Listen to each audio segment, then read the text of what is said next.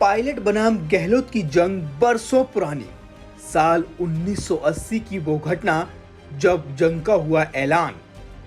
राजेश पायलट की लड़ाई अब सचिन पर आई। सीएम गहलोत हैं पायलट परिवार के दुश्मन। एक बार फिर खिंची वर्चस्व की सियासी तलवारें। सचिन पायलट ने अपने समर्थकों के साथ अपनी सरकार और वसुंधरा राजे सरकार के कथित भ्रष्टाचार के आरोपों के खिलाफ अनशन किया। पायलट की बगावत के साथ ही राजस्थान में सियासत गर्मा गई है। ऐसा नहीं है इन दोनों नेताओं के बीच ये दुश्मनी नई हो। इससे पहले भी सचिन पायलट के पिता पूर्व केंद्रीय मंत्री राजेश पायलट भी अशोक गहलोत के बीच रिश्ते भी नीम के पत्तों की तरह कड़वे ही रहे हैं। दोनों की दुश्मनी की शुरुआत साल 1980 से होती है। 1980 में लोकसभा चुनावों में अशोक गहलोत जोधपुर से चुनाव लड़कर दिल्ली पहुंचे और राजेश पायलट भरतपुर से चुनाव लड़कर दिल्ली। दोनों ही नेता कांग्रेस आलाकमान के नजदीक होते हैं, लेकिन 1990 के दशक में राजीव गांधी के निधन के बाद सियासी समीकरण बिगड़ जाते हैं और राजेश पायलट की पकड़ कांग्रेस पर कुछ कम हो जाती है। साल 1994 में केंद्र में कांग्रेस की सरकार थी और पीवी नरसिम्हा राव प्रधानमंत्री। राजेश पायलट को नजरअंदाज करके गहलोत को राजस्थान कांग्रेस का अध्यक्ष बना दिया जाता है।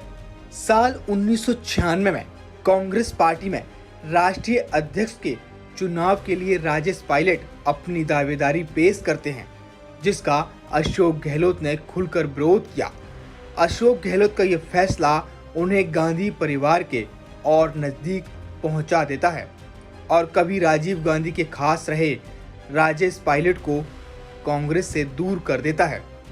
इस सब के बूते 1998 में अशोक गहलोत राजस्थान के सीएम बन जाते हैं। उधर राजेश पायलट का राजनीतिक जीवन ढलान की तरफ चला जाता है। इस बीच 11 जून 2000 को राजेश पायलट की मृत्यु एक सड़क दुर्घटना में हो जाती है और गहलोत बनाम पायलट की लड़ाई कुछ समय के लिए रुक जाती है। साल 2002 में राजेश पायलट के बेटे सचिन पायलट राजनीति में कदम रखते हैं। कांग्रेस पार्टी में राहुल गांधी के काल का उदय हो रहा था। पायलट राहुल गांधी के नजदीकी लोगों में शामिल हो जाते हैं। 2009 में अजमेर से पायलट को लोकसभा का चुनाव लड़ाया जाता है और पायलट चुनाव जीतकर साल 2012 में मनमोहन सरकार में केंद्रीय मंत्री बन जाते हैं। इधर अशोक गहलोत 2008 में राजस्थान के दूसरी बार मुख्यमंत्री बनते हैं, लेकिन 2013 में राजस्थान में कांग्रेस को बुरी हार का सामना करना पड़ता है। पार्टी विधानसभा की कुल 200 सीटों में से केवल 21 सीट जीत पाती है।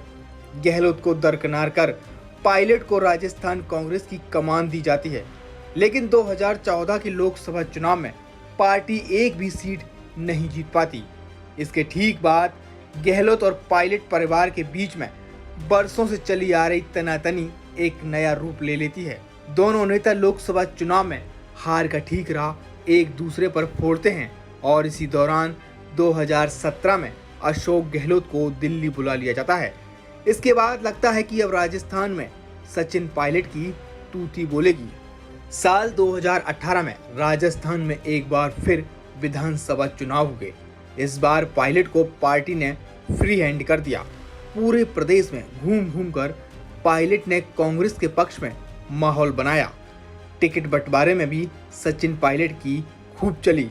इसका नतीजा कांग्रेस की राजस्थान में भारी मतों से जीत हुई। राजस्थान में जब मुख्यमंत्री बनाने की बात आई तो हाईकमान ने अशोक गहलोत को सीएम नियुक्त किया। फैसले से पायलट मन ही मन नाराज तो बहुत हुए, लेकिन कुछ कर नहीं पाए क्योंकि पार्टी ने उनको डिप्टी सीएम बना दिया और पार्टी मुखिया पहले से थे। मनमुटाव का दौर चलता रहा। साल 2019 में फिर से लोकसभा चुनाव में कांग्रेस की करारी हार हुई। साल 2020 में कोरोना की लड़ाई के साथ कांग्रेस अपनी लड़ाई लड़ रही थी। सिंधिया बागी हुए तो एमपी में कांग्रेस की सरकार गिर गई। एमपी का असर राजस्थान में देखने को मिला। नाराज चल रहे पायलट भी बागी हो गए। अपने समर्थकों के साथ गुरुग्राम के एक होटल में डेरा जमा दिया। कांग्रेस ने मनाने की खूब कोशिश की, लेकिन जब पायलट नहीं माने तो उनके 2 मंत्रियों को हाईकमान के आदेश के बाद बर्खास्त कर दिया। इस बीच प्रियंका गांधी वाड्रा के दखल के बाद कुछ शर्तों के साथ सचिन पायलट मान गए और राजस्थान में सियासी संकट कुछ समय के लिए टल गया। लेकिन इसमें सचिन पायलट को अपना डिप्टी सीएम का पद और कांग्रेस प्रदेश अध्यक्ष का पद गंवाना पड़ा।